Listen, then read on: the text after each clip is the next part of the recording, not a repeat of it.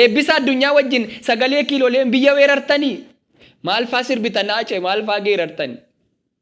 Artistoota Oromoo Usmaayyoo Muusaa waliin, Maaramee Harqaa waliin, Jaarso Waaqoo waliin, Mustafaa Harawwee waliin, Yoosef Gammachuu waliin, Daadhii Galaa waliin teessuu dhiyaabbarii.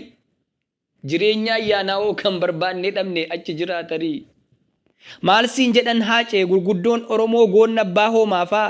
Ajii Shamsuddin Guuteef Jaatanii Aliifaa. Bariisoo Dukkaaleef Fixaa Sayida Sanfaa. Maal siin jedhan maaloo kan hin maqaan dhoofne xinnaaf guddaan firaa. Waa'ee Nadhii Gammadaa'oo waan dhageesse jira. Waa'ee Dabbassaa Guyyoo waan dhageesse jira. Haacee mallattoo tokkummaa, Haacee fakkeenya gootummaa, Haacee siidaa Oromummaa. Ati immoo dabaree kee mee maalitti jirtu jettee na gaafattaa? Akka nutti jirru hin dhageenyee laata? Galgala gaafa sanaa lubbuun kee erga bahee hin dhageenyee Haacee waan Oromoon ta'e. Oromiyaan biyyi kee ofii dhama dhugaa kaaniif aannan baate. Har'as dhiiga boosiqee gaddaa taate.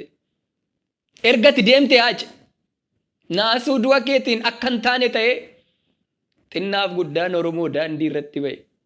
Gaddaawwaxa lamee Haacee kootuu jedhu Haacee dhiigaaf lafee meeqatu wareegamee akka manaa ba'een daandii gubbaatti hafe. Kan qaamni madaa'e, kan miilli irraa cite, kan harki irraa cite. Baay'ee jira Haacee kan sammuun fuudhamee gadda kee maraate. Ergati deemte Haacee. Hooggantoonniif aayyonni keenya kallattii mararraa si awwaaluuf iyyuu yoo margatan carraa wayyoo Haacee otuu jedhanii otuu quuqamanii Qiliintoof Qaallittiitti hidhaan guuramanii. Kan manni murtiillee ilaalee yakkaan qabdan jedhee bilisa isaan baasu lakkiin ta'u jedhanii boroon naannaaniidhaatti dachaasu. Ergati deemte Haacee mucaa waggaa 17 kan duubatti hidhamee harki kaatenaa qabu. Kottaa laalaa jedhanii addabaabayii irratti uummata sassaabu otuu uummanni ilaaluu rasaasaan dhaanii viidiyoo waraabu. Kanaanuun dhaabatu asirratti hin deebu. Ilma isaanii du'ee maabboosu jedhanii maadhaaf abbaa reewu. Ergati duute Haacee kan shakkamaa jedhamee shakkiidhaan qabame meeqatu achi buutee bakkisaa dhabame. Mana dhaabaasanii halkan nama ajjeesuun faashinii addaa taate reeffa ilmaan Oromoo meeqa waraabessi nyaata.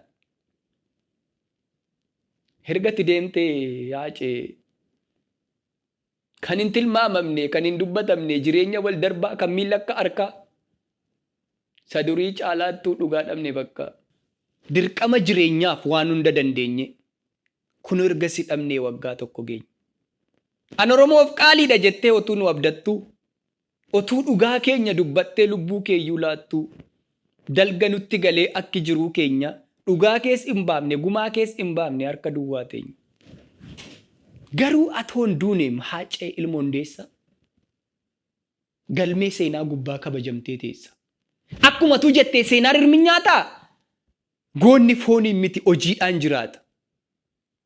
Ati seenaa hojjetteetta kan darbee jiraatu waggoota kumaa fi lakkisiif hin boonyu boonyus ofumaa fi kan otuuti jirtu gatii kee wallaallee hirqinfannee boonyu ergasi awwaallee.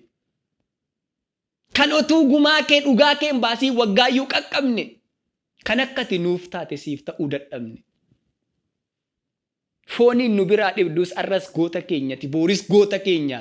Warra jiruuf malee siif immoo maal boonya? Eeyyee warra jiruuf boonya. Warra gaarii hojjetee dhalootaaf hin taane. Warra amminniif jallinni garaa keessaa hin baane.